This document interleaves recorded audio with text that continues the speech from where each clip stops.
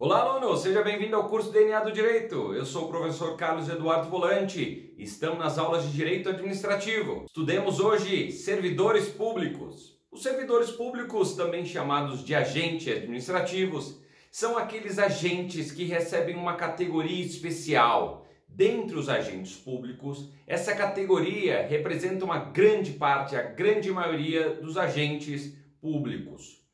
Eles são ligados ao Estado por uma relação profissional, recebem remuneração e estão sujeitos à hierarquia funcional. Como regra, eles são investidos no cargo público por meio de nomeação e, excepcionalmente, por contrato de trabalho. Nós temos algumas espécies de servidores públicos. Eles podem ocupar cargos públicos, empregos públicos ou funções públicas. Cargo público é aquele que está ligado à administração pública, mas que está regido sob um modelo de estatuto próprio. Em geral, o servidor público federal, ele tem a Lei 8.112 de 90, que é este estatuto, que é esta lei que rege a vida profissional desse servidor.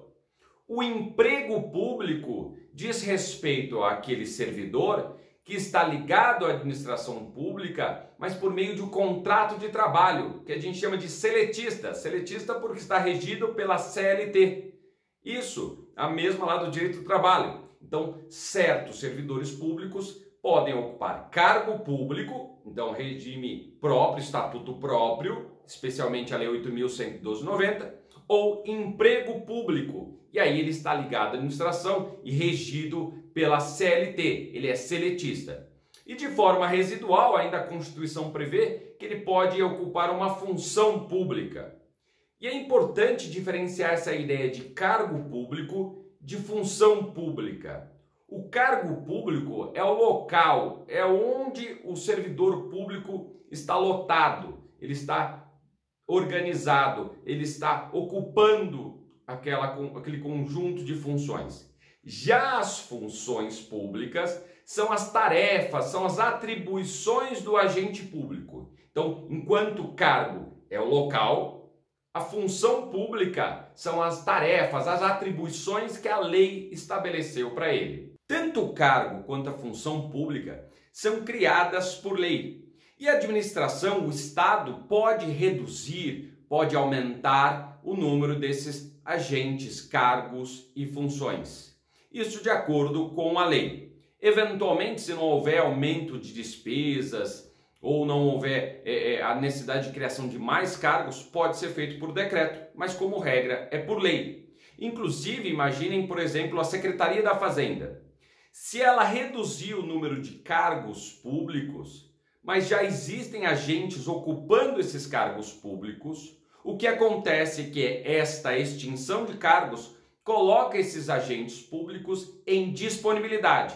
Eles continuam a receber até receberem uma nova atribuição, um novo cargo dentro da administração pública. Então eles ficam em cargo em disponibilidade. E é claro, para não prejudicar esse servidor, ele continua a receber.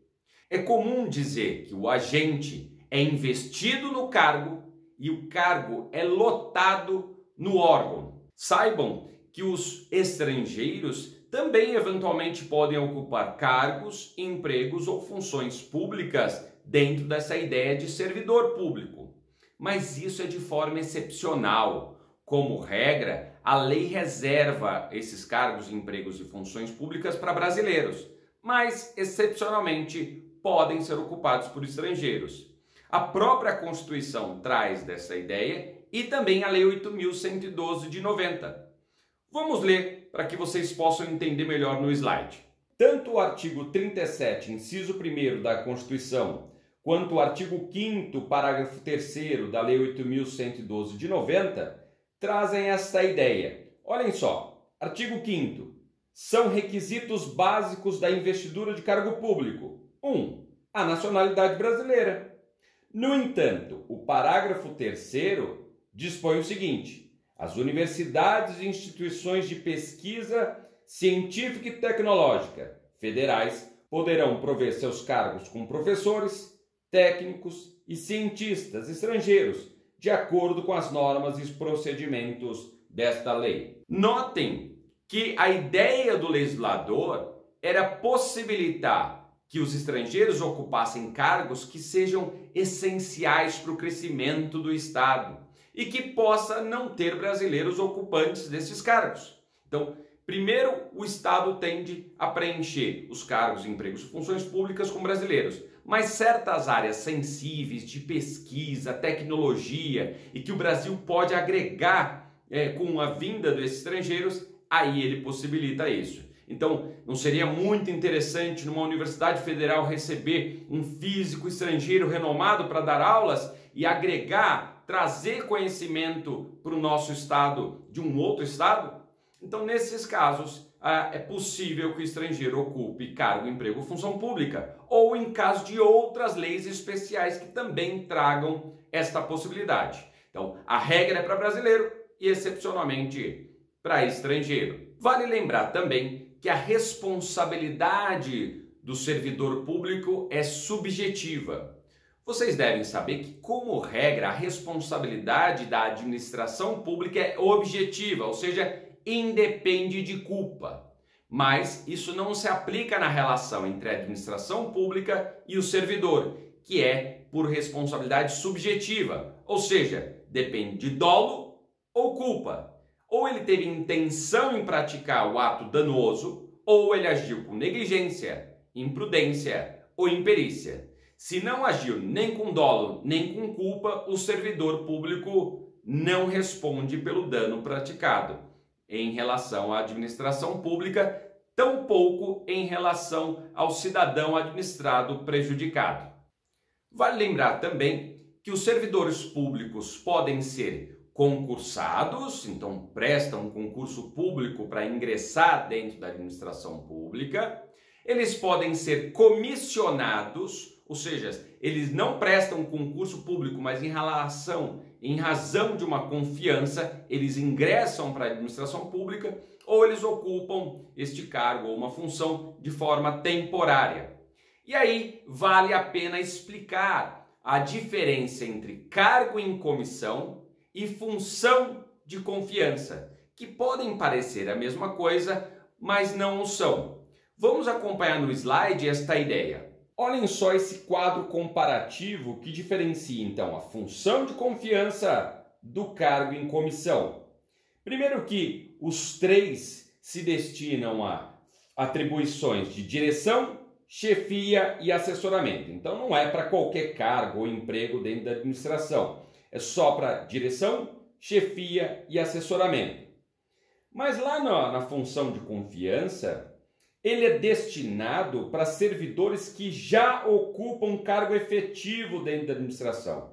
Então, eles já são concursados, têm um cargo efetivo, mas vão receber uma série de atribuições, funções novas dentro da administração e que, em razão desta confiança, ele recebe, então, novas atribuições para esses cargos de direção, chefia e assessoramento.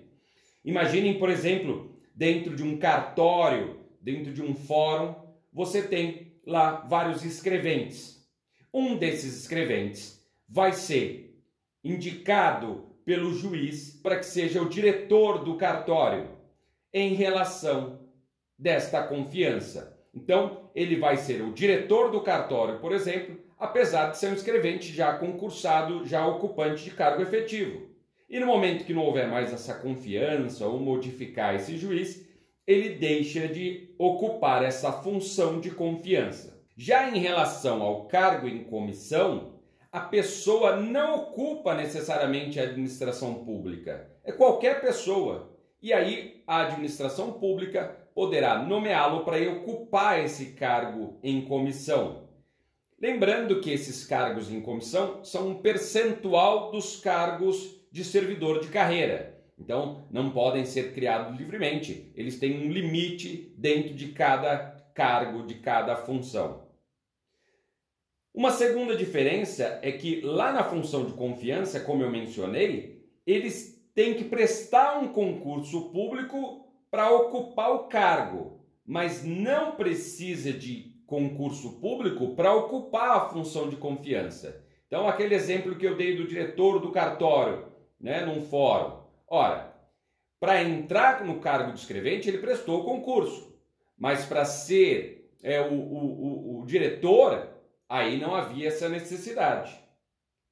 Já em relação em cargo em comissão, não precisa nem de concurso para ocupar o cargo, nem a função. Ele já é, então, nomeado e já fica, a partir daí, prestando suas funções públicas e recebendo a partir disso. Outra diferença, lá na função de confiança, são atribuídas apenas novas funções, responsabilidades. Já no cargo em comissão, não só são atribuídas funções e responsabilidades, mas um lugar, um posto dentro da administração pública. E por fim, a última diferença é que na função de confiança é livre a nomeação e exoneração no que se refere à função e não no que se refere ao cargo. Se a pessoa perder aquela função de confiança, ela volta para o cargo original dela. Afinal, ela já ocupa um cargo efetivo.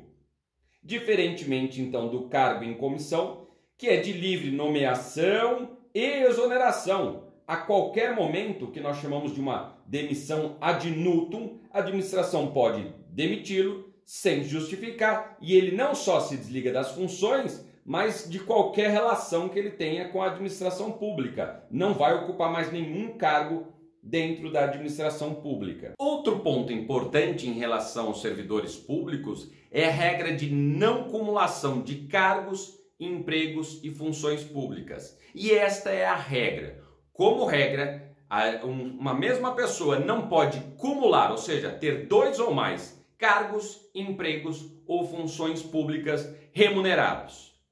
Mas a própria Constituição Federal estabelece certas exceções.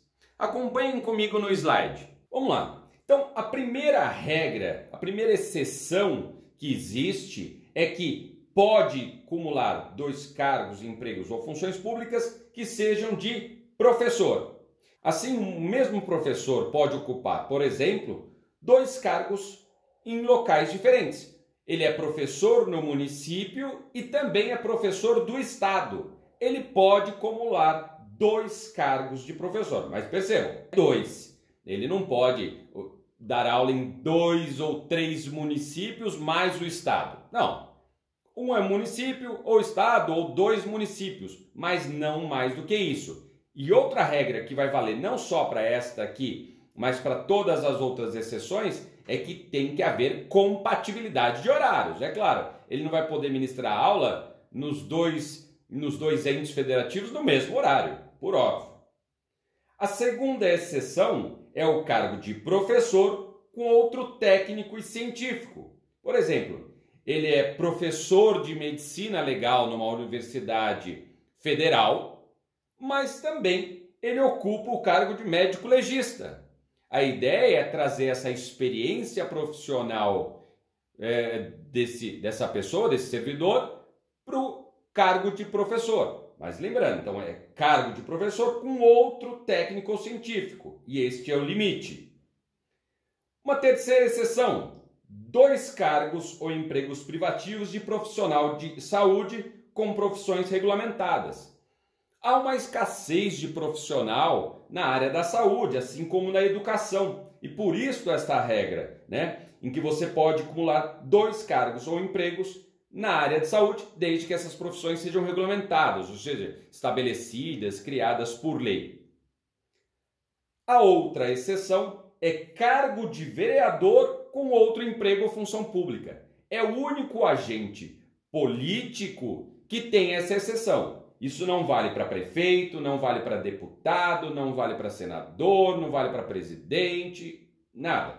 O único que pode acumular um cargo de emprego ou função pública com outro político é o vereador. Tá? Isso porque em cidades pequenas do Brasil, nem sempre o vereador tem uma renda alta, diferentemente do que acontece com um senador da República. Então, é possível que ele cumule. Por exemplo, eu já vi vários que eram trabalhadores de limpeza, da área de limpeza, e aí poderem cumular com o cargo de vereador.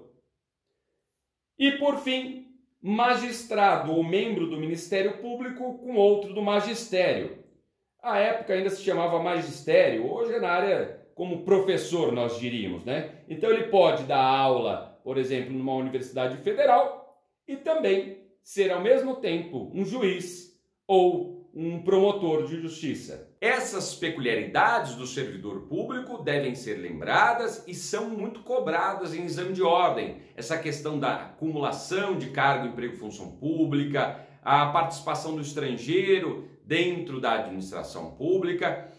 Se tiverem alguma dúvida, deixem aqui abaixo e nos vemos em breve. Até lá!